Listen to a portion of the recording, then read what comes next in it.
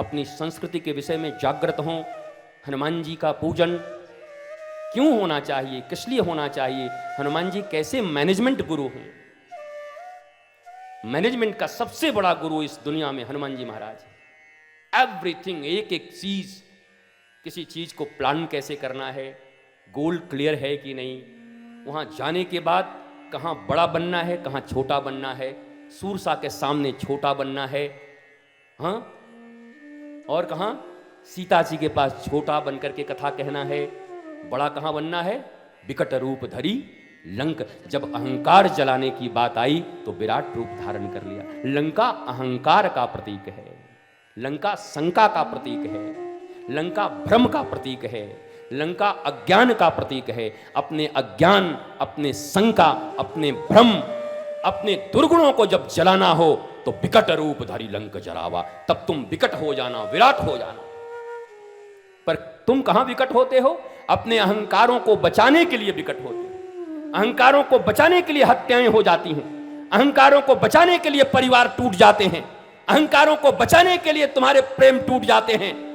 पर अहंकार को मिटाने के लिए कभी तुम विराट नहीं बनते, विकट नहीं बनते। उसके बाद भी तुम हनुमान चालीसा के जापक और पाठक कहलाते हो।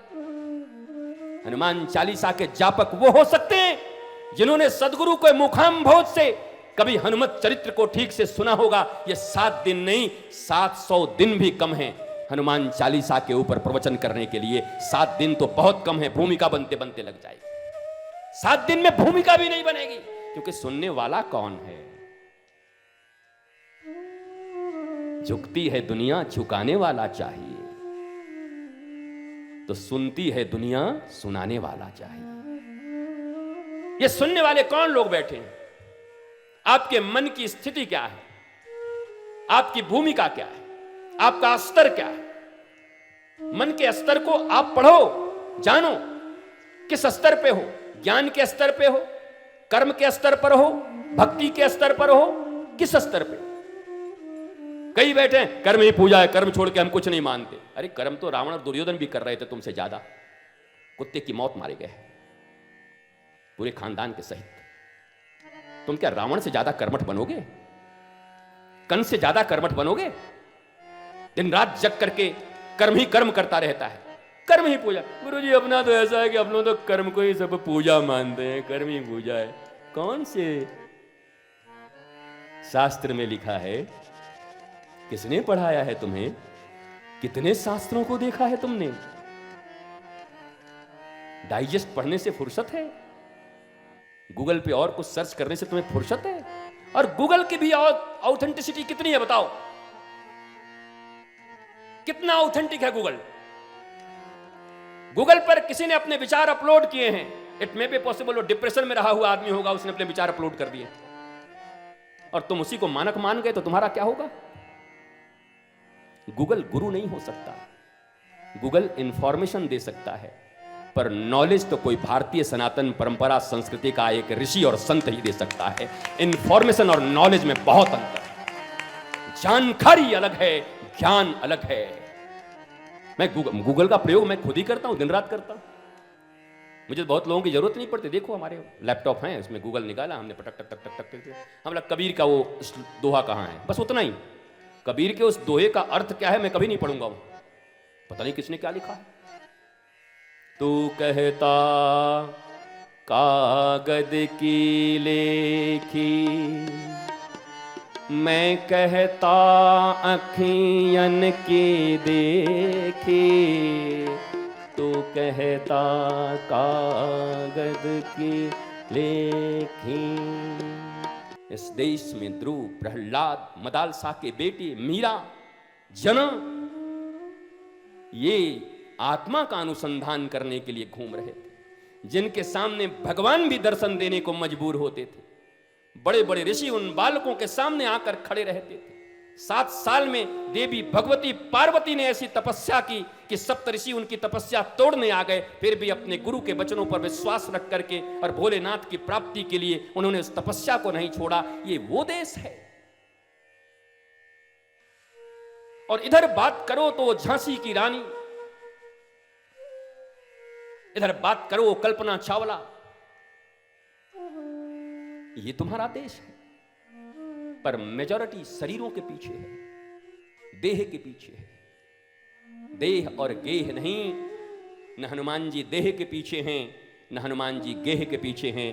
हनुमान जी तो अपने रघुपति के स्नेह के पीछे हैं, इसलिए हनुमान की पूजा होती है। देह और गेह से ऊपर हमारी सोसाइटी देह और गेह में डूबी हुई है, इससे ऊपर नहीं उठती।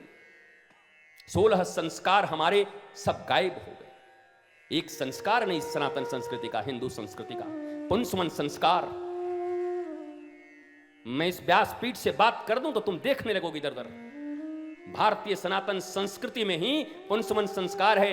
एक स्त्री और पुरुष का मिलन कैसे हो, एक माता और पिता मिलें कैसे, क्योंकि एक ऋषि का आगमन हो। कहीं कोई रावण तो नहीं आ रहा, कहीं कोई दुर्योधन तो नहीं आ रहा तुम्हारे गर्भ से। दुर्योधन कहते किसको है? दुर्योधन वो है जो अपने ही घर की नारी को, अपने छोटे भाई को कह के अपने माता पिता और अपने परिजनों और गुरुजनों के बीच में नंगा करवाता है द्रौपदी को। पर जब अपनी मां उसको कहती है कि एक दिन तू नंगा हो के आ जा, मैं तुझे देख दूंगी तो तेरा शरीर वज्र का हो जाएगा, तो लंगोटा पहन के आया था, मां के सामने नंगा कैसे जाऊंगा।